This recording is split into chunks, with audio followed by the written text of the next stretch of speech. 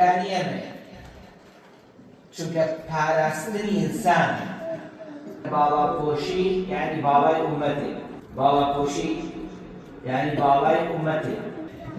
هەر ئیبن عەباس دەفەرمێ ئەلەو ڕۆژەوە کە حەوا هاتە خوارێ خۆی پەروەردگار لەسەر واجب کردووە. باڵاپۆشی تەنها سەیەک نییە ئێمە بیکەین. ئێمە وەکو ڕێکخراوی قوتابیانی کوردستان لقی مەغمور ئەمڕۆ هەستان بە سازدانی سیمینارێک لەژێر ناونیشانی گرنگی باڵاپۆشی بۆ خانمان کە خوا پاداشتی مامۆستا حەسەن عومەر بداتەوە کە توانی ئەم سیمینارەمان کۆمەڵی قسەی پڕەوە پڕ گرنگ و بەسوود لە بۆ خانمان باز بکات. ئێمە لە لقی مەغمور لە پاش سیمینارەکە توانیمان کتێب و لەچێک بەسەر خانماندا دابش بکەین و زیاتر و زیاتر و گیرۆدەی حیجاب بن چکە بەهۆیەوە هەم دەتوانن خوای پەروەردگار و هەمیش تازێکی زێڕینە لەسەریان چکە بەڕاستی وەک گوتراوە شەرم بۆ پیا و بۆ ئافرەت پێویستە بەڵام زیاتر فیترەتی ئافرەت لە شەرمەوە نزیکە بێگومان شەرمی ئافرەتیش لە باڵاپۆشی و حیجابەکەیدایە.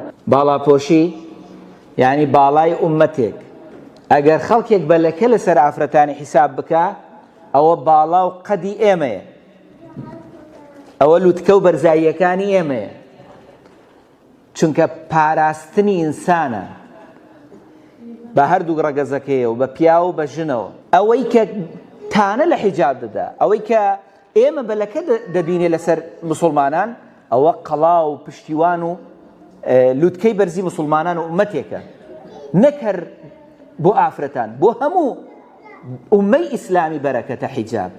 پاراستنی نەسلە، پاراستنی ڕەگەزە، پاراستنی حیشمەتە.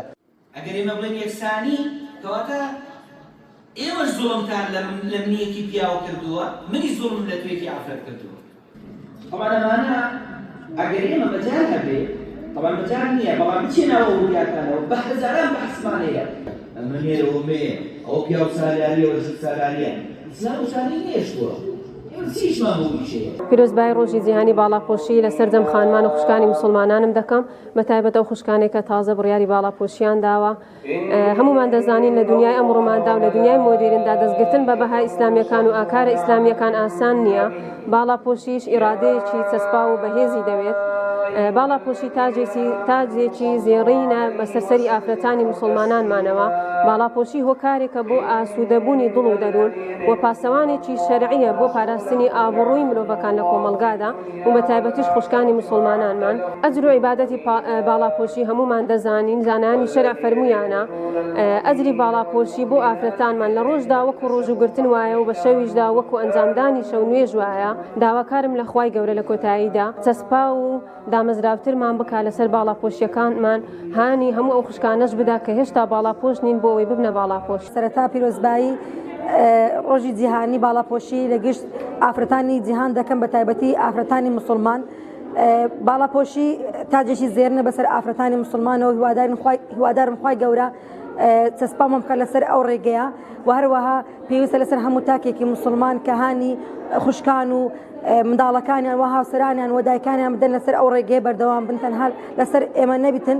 و ڕۆژی جیهانی هەموو ڕۆژێک ڕۆژی جیهانی باڵاپۆشێت، تەنها ئەو ڕۆکە نیە، بەڵام دیاریکردنی ڕۆژێک لە ساڵێکدا وەکو ئەو وایە کە زیاتر گرنگی بەو ڕێگەی بدەین کە ئافرەتان و خوشکان لەگەڵ یەکتر کۆ ببینەوە و لە زیاتر هانی خوشکانمان بدەین لەسەر ئەو ڕێگەیە. دەستخۆشی لە ڕێکخراوی قوتابیانی کوردستان دەکەم و هیوادارم ئەو سیمینارانە بەردەوام بیتن. سپاس بۆ ڕێکخراوی قوتابیانی کوردستان کە هەڵسە بە ئەنجامدانی ئەم سیمینارە.